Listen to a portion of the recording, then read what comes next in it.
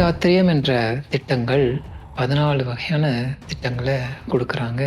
அந்த திட்டங்கள் ஒவ்வொன்றையும் நம்ம இந்த உலகிற்காக அமல்படுத்த ஆரம்பித்தோம்னா அந்த நாடும் சரி, உலக நாடுகளும் ஒன்றிணைந்து ஓர் உலக ஆட்சி வந்துடும். எங்கேயுமே அங்கே அந்த பாதுகாப்பு சட்டங்கள்லாம் பவுண்ட்ரிஸ் வச்சுக்கிட்டு இருக்கு பாருங்க, அதுக்கு எதுவுமே அவசியம் இருக்காது அப்படிங்கிறார். சுவர் அகம், இந்த உள்ளம், இந்த அகம் இருக்கு பாருங்க, அதுதான் நன்மையான ஒரு இதுவாக இருந்ததுன்னா அதுதான் சுவர் அகம். அதை உருவாக்க முடியுமான்னா நாம தான் அதுக்கு முயற்சி செய்யணும். எப்படியெல்லாம் அதுக்கு முயற்சி செய்யலாம் அப்படிங்கிறதுக்காக தன்னுடைய கருத்தினை முன்வைக்கின்றாங்க வேதாத்ரி மகரிஷி. உலக குழந்தைகள் எல்லோரும் ஓரினமாய், இலர் உடையார் எனும் வேதமில்லாமல் குருகுலத்தில்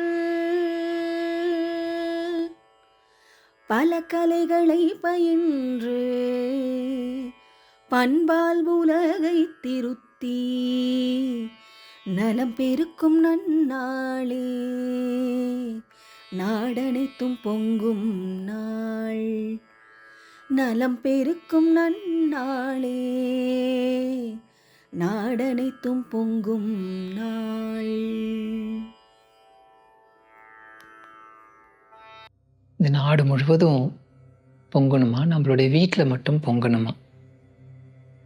நாடு முழுக்க பொங்கணும்னு சொன்னோன்னா எங்கேருந்து ஆரம்பிக்கணும் அப்படின்னு சொல்கிறாருன்னா குழந்தைகள் மூலயமா தான் செய்ய முடியும்.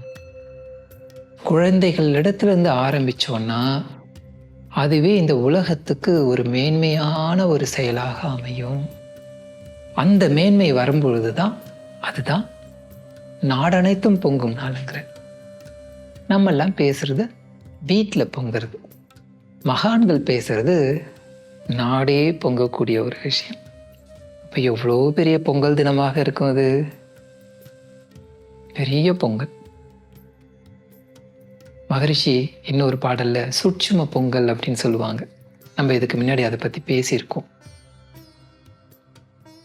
சூட்சுமமான ஒரு பொருள் என்னங்கிறத உணர்த்தி அந்த பொருளை நீ உணர்ந்து விட்டா எல்லாமே உங்களுக்கு தெளிவாக தெரியும், எல்லாமே கிடைக்கும் அப்படிங்கிறத நமக்கு உணர்த்தி சொல்லியிருக்காங்க. அந்த தை நாளில் தான் நம்ம இந்த பயணத்தையே தொடர்ந்தோம். அதே நாளில் இப்போ நாம் உலகம் அனைத்தும் சேர்ந்து செய்யக்கூடிய ஒரு பொங்கல் தினமாக கொண்டாடுவதற்கு வேதாத்திரியம் நமக்கு உதவியாக இருக்கு. என்ன செய்யணும்னு சொல்றாரு? உலக குழந்தைகள்லாம் இருக்காங்க பாருங்க, அவங்க எல்லாரும் ஓரினமாக இருக்கணுமா. நம்ம என்ன பண்ணுறோம்? கலர் டிஃப்ரென்ஸ் வச்சுக்கிறோம், ரேசிசம். இது இந்த நாட்டு குழந்தை, இது இப்படி ஒரு இதுவாக பிரித்து பார்க்குறோம் பாருங்க. அது இல்லாமல் ஓரினம்தான், ஒரே ஒரு இனம். அப்போ குழந்தைகள் அப்படின்னு சொன்னோன்னா குழந்தைகள் தான், ஆண் குழந்தை, பெண் குழந்தை. உலகம் முழுக்க இருக்கிற குழந்தைகள் எல்லோரும் ஓரினமாய், இவங்களுக்கு உள்ளவங்க, இவங்க இல்லாதவங்க, இருக்கிறவங்க இல்லாதவங்க, ஏழை பணக்காரர் வேண்டாம். அந்த பேதமே அந்த குழந்தைகள்கிட்ட காமிக்கவே கூடாது அப்படிங்கிறாங்க. கொஞ்சம் கூட அங்கே வரவே கூடாது. இந்த பேதம் வந்தால் என்ன செய்யும்? அதனால என்ன நடக்கும்? ஒன்றுமே இல்லை. அங்கே எல்லா கலைகளையும் அந்த குழந்தைகளுக்கு கற்றுக் கொடுக்கணும். குடிசை தொழில் தெரிஞ்சுக்கணும் அப்படின்னு சொல்லுவாங்க. அதாவது அடிப்படையான தொழில்கள் வேணும். உணவு முக்கியமானது. வீடு கட்டிக்கணும். ஒரு வீடு கட்டி இருந்தால் தான் நமக்கு அங்கே தான் இருக்க முடியும். இதெல்லாம் ஒரு அடிப்படையான தேவைகள். நெசவு தொழில், அது எப்படி செய்யுதுங்கிறது தெரிஞ்சிருக்கணும். அந்த பயிர்கள் எப்படி வளர்ப்பது, அதை எப்படி பயன்படுத்துவது, சமைக்கிறது, இதெல்லாம் எனக்கு அடிப்படையாக தேவையானது. அப்போ இந்த மாதிரி பல்வேறு கலைகளை தெரிஞ்ச அந்த பண்பு தான். ஏன்னா இந்த மாதிரி ஒரு அடிப்படை விஷயம் தெரிஞ்சிருந்தால் தான் உலகத்தையே மாற்ற முடியும். ஒரே இனம், இருக்கிறவங்க இல்லாதவங்கிறது வேறுபாடே இல்லை, எல்லா விஷயமும் தெரியும். அப்போ அந்த குழந்தைகள் எப்படி இருப்பாங்க? உலகுக்கு நிச்சயமாக நல்லதை தான் செய்வாங்க. அப்போ அந்த மாதிரி நல்லதை செய்யக்கூடிய உலக குழந்தைகள் எல்லாருக்கும் எல்லாமே கிடைக்குங்க. எல்லாருமே எல்லாருக்கும் கிடைச்சா அந்த குழந்தைங்கள்லாம் எப்படி இருப்பாங்க? சூப்பராக இருப்பாங்க இல்லையா? எந்த ஒரு குழந்தையும் நீ எனக்கு பிடிக்காது, நீ நல்லா இல்லை, அழகா இல்லை அப்படின்னு சொல்லி யாரையும் தள்ளி வைக்காது. அப்போ எப்படி இருக்கும் அந்த குழந்தைங்க? அவங்களுக்குள்ளார இருக்கிற மனநிலை எப்படி இருக்கும்? யோசிச்சு பாருங்க. அப்படியே இப்போ நினைக்கும் பொழுதே எப்படி ஒரு அற்புதமாக இருக்கும் அந்த உலகம். யாரும் யாரையும் நம்பி இருக்க மாட்டாங்க. ஏன்னா அவங்களுக்கே அந்த அறிவு இருக்கும், கலைகள் இருக்கும். அப்போ ஒருத்தரால் செய்ய முடியலன்னா டக்குன்னு தானே செஞ்சுக்குவாங்க. அப்போ எப்படி இருக்கும்?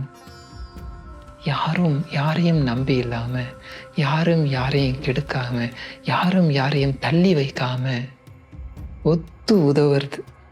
அப்படி இருக்கும் பொழுது அவங்க எல்லாம் சேர்ந்து பொங்கக்கூடிய அந்த பொங்கல் என்பது கண்டிப்பாக மகரிஷி சொன்ன மாதிரி அது சுவைக்க சுவைக்க இன்பமாக இருக்கும். தெவிட்டாத ஒரு இன்பம். அந்த பேரின்ப களிப்பு அங்கே தான் கிடைக்கும். அந்த நாள் தான் உண்மையான நாடனைத்தும் பொங்கும் நாள் அப்படின்னு சொல்கிறத முயற்சி செய்வோம். வேதாத்திரியம் அதற்கு பல வகையில் ஸ்கை யோகா அப்படிங்கிற ஒரு கலை. அது மூலயமா நம்மளுடைய மனதை பலப்படுத்துது. இந்த எண்ணங்களெல்லாம் நமக்கு அந்த மாதிரி அமைதியான நிலையில் இருந்து தியானம் பழகி அதில் ஆராய்ச்சி செய்து பயிற்சி செய்து இன்னும் உள்ளே போகும்போது இந்த எண்ணங்கள்லாம் தானாக மலரும்.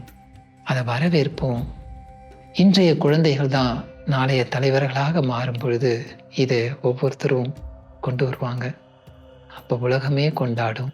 அந்த கொண்டாடுற நாளில் நாமும் நிச்சயமாக இருப்போம். அந்த சந்தோஷத்தில் நாமும் ஆனந்தமாக இருப்போம். வாழ்க வளம். உலக குழந்தைகள் எல்லோரும் ஓரினமாய், இலர் உடையார் எனும் வேதமில்லாமல் குருகுலத்தில்